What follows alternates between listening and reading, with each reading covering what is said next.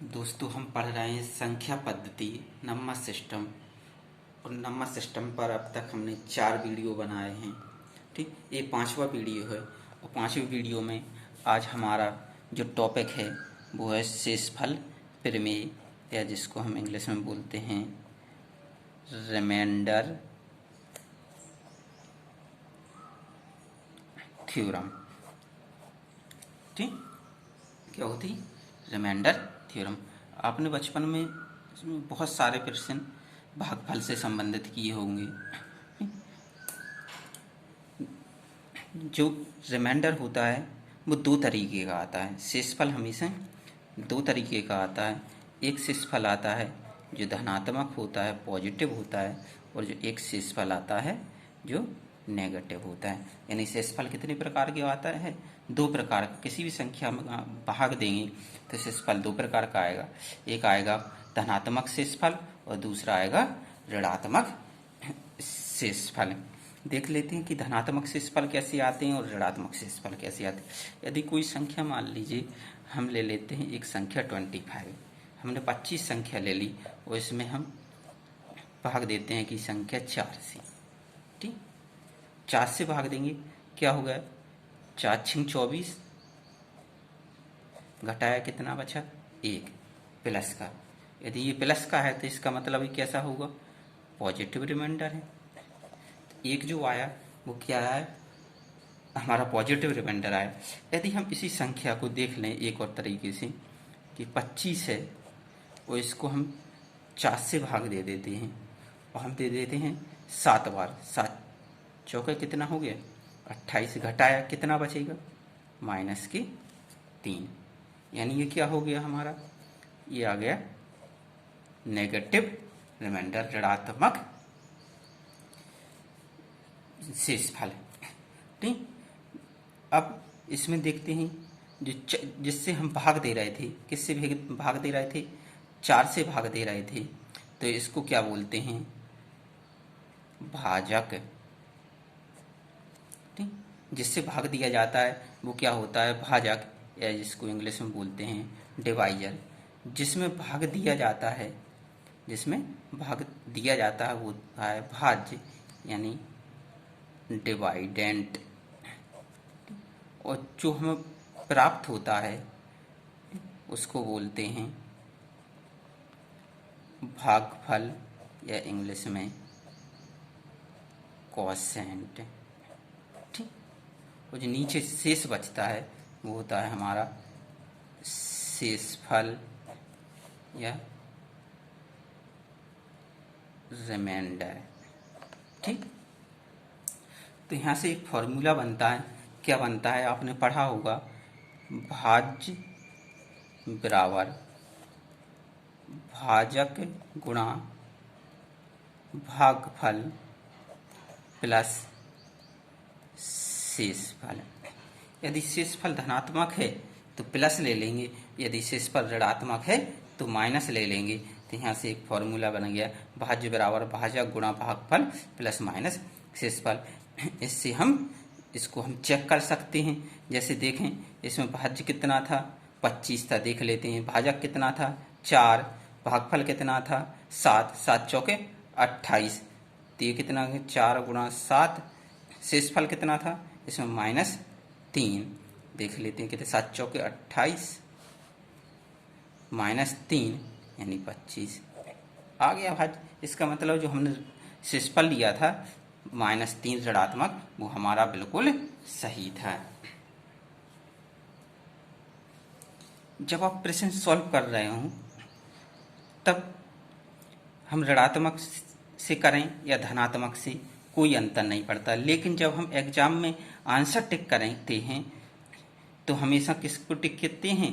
धनात्मक पूर्णांक को करते हैं, क्योंकि कभी भी एग्जामिनर जो होता है वो कभी भी ऋणात्मक शेषफल को नहीं पूछता। इसलिए हमें केवल एग्जाम में जब टिक करना है तो किसको करना है? धनात्मक पूर्णांक को ही टिक करना है। हालांकि धनात्मक और ऋणात्मक दोनों ही पूर्णांक होते हैं और दोनों ही सही होते हैं। एक एग्जाम्पल से इसको और समझ लेते। एक एग्जाम्पल ले लेते हैं। कोई संख्या है 73 और इसको हमें किससे, मान लो कि 4 से डिवाइड करना है। 73 को 4 से डिवाइड करना है तो इसके शेषफल कितने आएंगे, क्या क्या शेषफल आएंगे हम देख लेते हैं। 4 से भाग दीजिए, 4 एक कम 4, बचेंगे 3, 33 हो गया, 4 आठे 32, एक बचा। ठीक, तो ये क्या हो गया, प्लस का हो गया। ठीक, यदि इसको हम 4 नम 36 करते तो कितना, 36 में से 33 को माइनस करते कितना बचता, माइनस के 3। तो इसकी धनात्मक रिमाइंडर क्या आ जाएगा, एक तो प्लस का 3 आ जाएगा, दूसरा माइनस का 3। लेकिन जब हम इसको किस में, एग्जाम हॉल में कर रहे होंगे तो इसको किस में लेंगे, प्लस में लेंगे, यानी इसका रिमाइंडर जो होगा वो प्लस का 1 होगा। यही हमारा सही आंसर होगा। ठीक, तो कोई सा भी एग्जाम हो उसमें हमेशा हमें धनात्मक रिमाइंडर को ही लेके चलना है। ठीक, दूसरा, कितनी भी बड़ी संख्या दी हो हमें उस पूरी संख्या को डिवाइड नहीं करना है, हमें अपने जो भाजकता के नियम हैं, ठीक, उनके नियम को फॉलो करते हुए उसको सॉल्व करना है। जैसे और देख लेते हैं कि एक है 96 और इसको हम 6 से डिवाइड कर देते हैं। ठीक, क्या आ जाएगा रिमाइंडर, ठीक, 6 से किया, 6 बन जाए 6, 3 बचे, ये 36 हो गया, 6 6 जा 36, ये मतलब पूरी तरीके से कट गया। और जब पूरी तरीके से डिविजिबल होता है, जब भाग पूरी तरीके से चला जाता है तो शेषफल कितना बचता है, 0 बचता है।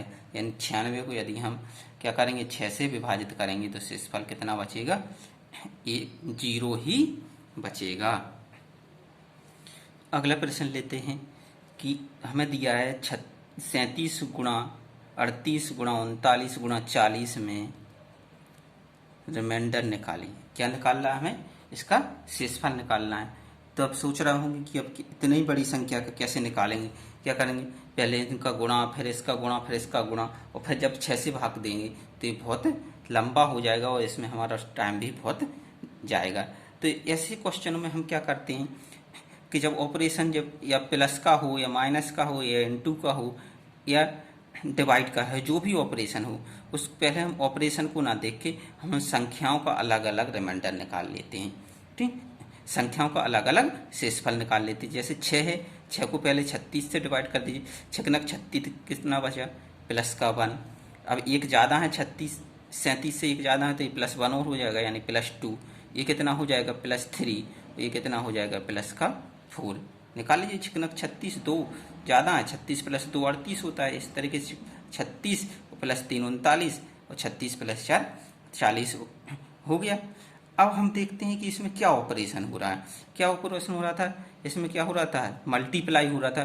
तो जो रिमाइंडर होते हैं वो भी आपस में मल्टीप्लाई हो जाते। जो ऑपरेशन संख्याओं में हो रहे होते हैं, जो ऑपरेशन संख्याओं में होते हैं वही ऑपरेशन किस में हो जाते हैं, शेषफल में हो जाते हैं।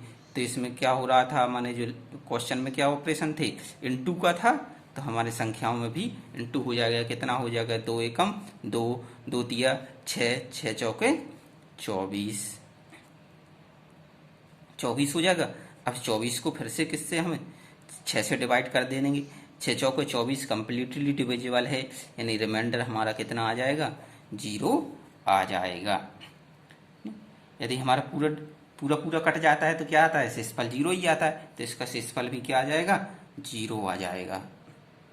मान लो कि यही जो ऑपरेशन था ये मल्टीप्लाई में ना होके प्लस में होता, क्या होता, 37 + 38 + 39 + 40 डिवाइडेड बाय 6।